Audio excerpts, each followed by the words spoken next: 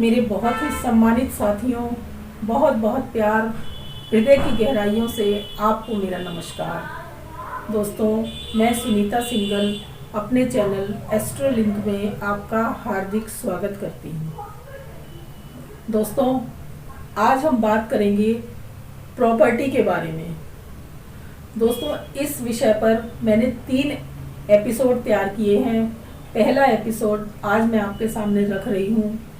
दोस्तों, आज हम 2 तरह के व्यक्तियों के बारे में बात करेंगे कि एक व्यक्ति वो जो प्रॉपर्टी में बर्बाद हो जाता है और एक व्यक्ति वो जो प्रॉपर्टी में आबाद हो जाता है। दोस्तों, 2 बातें हैं। पहली बात, मैं आपको 2 बातें बताऊंगी। पहली बात ये कि एक व्यक्ति थे जो बहुत ही अच्छी जॉब करते थे, बहुत ही अच्छी पोस्ट पर थे और उन्होंने जीवन भर जो भी कमाया, जब उन्हें पेंशन के तौर पर हो या जो भी उन्होंने इकट्ठा किया, उस सारे पैसे को उन्होंने एक प्रॉपर्टी में लगा दिया।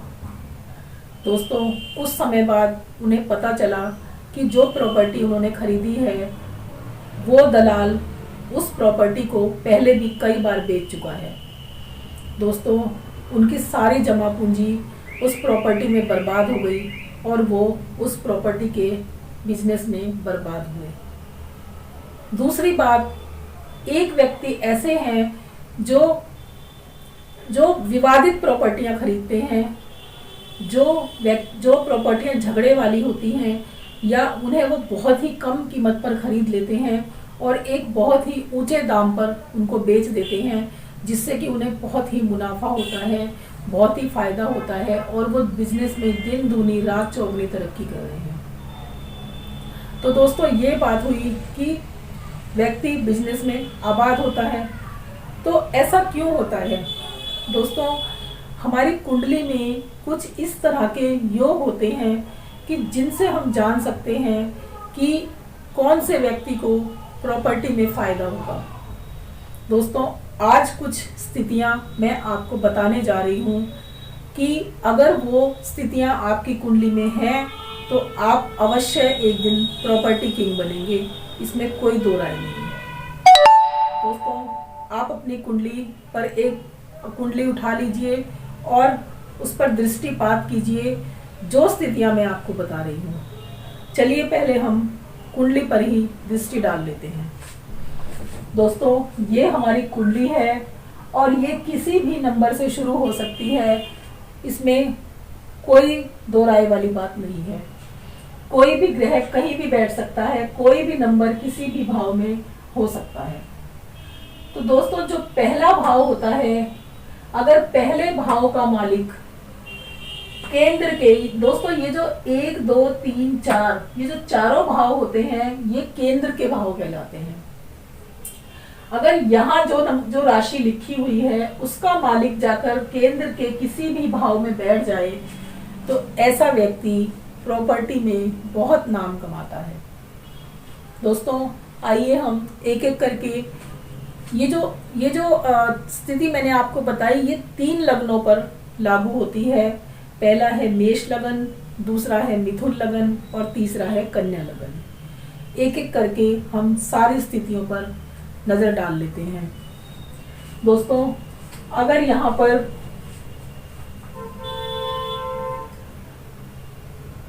जो यहाँ पर राशि लिखी हुई है, मान लीजिए यहाँ पर 1 नंबर की राशि लिखी है, ये हो गया मेष लगन। दोस्तों, जो मेष लगन की कुंडली होती है वो 1 नंबर से शुरू होती है और अगर मेष लगन जो एक नंबर का जो मालिक होता है वो होता है मंगल। अगर मंगल जाकर इस कर्म के भाव में बैठ जाए, दोस्तों ये 10वां भाव जो होता है ये कर्म का भाव होता है, व्यापार का भाव होता है। अगर मान लीजिए 1 नंबर के स्वामी मंगल हैं और मंगल जाकर 10वें भाव में बैठ जाए तो ऐसी स्थिति में एक बहुत ही सुंदर रोचक नामक योग, जो 5 महापुरुष योगों में से एक योग है, उसका बहुत ही सुंदर निर्माण होता है। दोस्तों, ऐसा व्यक्ति को कभी भी धन की कमी नहीं होती। ऐसा व्यक्ति जब पैदा होता है तो उसके पिता को प्रॉपर्टी में बहुत फ़ायदा होता है। और जैसे जैसे वो बच्चा बड़ा होता है उसके पिता को प्रॉपर्टी में दिन दूनी रात चौगनी तरक्की मिलती है। और जब वो बच्चा बड़ा होता है तो अपने पिता की कमाई हुई पैसे को वो दिन दूनी रात चौगनी तरक्की करता है और उसे कई गुना बढ़ा देता है। वाहन, लग्जरी वाहन ऐसे व्यक्ति को बहुत जल्दी मिल जाते हैं। ऐसा व्यक्ति बहुत ही समाज में बहुत ही सम्मानित व्यक्तियों में गिना जाता है और वो जिस भी काम में हाथ डालता है उसमें दिन दूनी रात चौगनी तरक्की करता है। उसके बाद दोस्तों आता है मिथुन लगन। मिथुन लगन की जो कुंडली है वो 3 नंबर से शुरू होती है और 3 नंबर के जो स्वामी होते हैं वो होते हैं बुध देव। अगर बुध देव जाकर चौथे भाव में बैठ जाए दोस्तों, अगर ये स्थिति है तो ये भद्र नामक राजयोग का निर्माण होता है। दोस्तों, भद्र नामक राजयोग जिस व्यक्ति की कुंडली में होता है, ऐसा व्यक्ति भूमि, भवन, प्रॉपर्टी, वाहन, हर सुख ऐसे व्यक्ति को मिलता है। माता का बहुत प्यारा होता है ऐसा व्यक्ति। और ऐसा व्यक्ति बिजनेस में तो किंग होता ही है, खासकर प्रॉपर्टी के बिजनेस में ऐसा व्यक्ति किंग होता है। और ऐसा व्यक्ति को जो है माँ का दुलार बहुत ज़्यादा मिलता है और ऐसा व्यक्ति धीरे धीरे राजनीति में अपनी पकड़ बनाता है और एक दिन राजनीति में भी शिखर पर पहुंच जाता है। जनता का बहुत प्यारा होता है ऐसा व्यक्ति और जो भी निर्णय लेता है वो सबको प्रिय होता है। ऐसा व्यक्ति का जो निर्णय होता है वो सबको सर्वोपरि होता है। दोस्तों, तीसरी जो स्थिति है वो है कन्या लगन। कन्या लगन जो है वो 6 नंबर से शुरू होती है। दोस्तों, अगर 6 नंबर के जो स्वामी होते हैं वो होते हैं बुध देव। अगर बुध देव लगन में ही बैठ जाए तो इसका मतलब है दोस्तों कि लग्नेश लगन में ही बैठ जाए। अब लग्नेश क्या होते हैं? हम खुद होते हैं। तो दोस्तों, ऐसा व्यक्ति अपनी मेहनत से अपने बलबूते पर ही प्रॉपर्टी का बिजनेस करता है और वो ऊंचाइयों को छूता है। दोस्तों, ऐसा व्यक्ति ससुराल पक्ष से बहुत फायदा मिलता है। ऐसे व्यक्ति की पत्नी बहुत सुंदर होती है, बहुत समझदार होती है। ऐसा व्यक्ति जिस भी काम में हाथ डालता है, अगर वो मिट्टी को भी छू देता है तो वो सोना बन जाती है।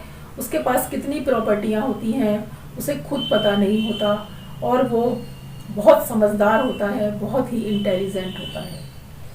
दोस्तों, जो ये 3 स्थितियां मैंने आपको बताई, अगर ये स्थितियों में से कोई भी एक स्थिति आपकी कुंडली में बन रही है तो आप भी निश्चित जानिए कि आप प्रॉपर्टी किंग अवश्य बनेंगे। और अगर आपकी कुंडली में ये स्थिति नहीं है और आप प्रॉपर्टी का काम करना चाहते हैं तो आप एक अच्छे ज्योतिष को अपनी कुंडली अवश्य दिखाइए। उससे पहले आप प्रॉपर्टी के बिजनेस में हाथ मत डालिए, हो सकता है कि आपको लॉस उठाना पड़े।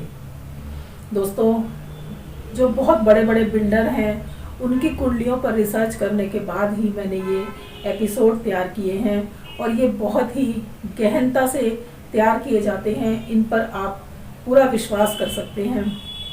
दोस्तों, मैं ईश्वर से ये कामना करती हूँ कि आप अगर प्रॉपर्टी का बिजनेस करना चाहते हैं तो आपकी कुंडली में ये योग अवश्य हो और आप दिन दूनी रात चौगनी तरक्की करें और एक दिन प्रॉपर्टी किंग कहलाएं। दोस्तों, इसी के साथ ये वीडियो आज मैं यहीं पर समाप्त करती हूँ। अगर आपको ये वीडियो पसंद आई हो तो इसे लाइक कीजिएगा और अगर अभी तक आपने मेरा चैनल सब्सक्राइब नहीं किया है तो उसे सब्सक्राइब अवश्य कीजिए और शेयर कीजिए। दोस्तों, अगर आप अपनी कुंडली का विश्लेषण मुझसे कराना चाहते हैं तो स्क्रीन पर दिए हुए नंबरों पर कांटेक्ट कीजिए। आपकी कुंडली का विश्लेषण किया जाएगा और अगर आपके मन में कोई सवाल है तो आप कमेंट्स के द्वारा मुझे लिख सकते हैं। आपके सवालों के जवाब भी मैं अवश्य देने की कोशिश करूँगी।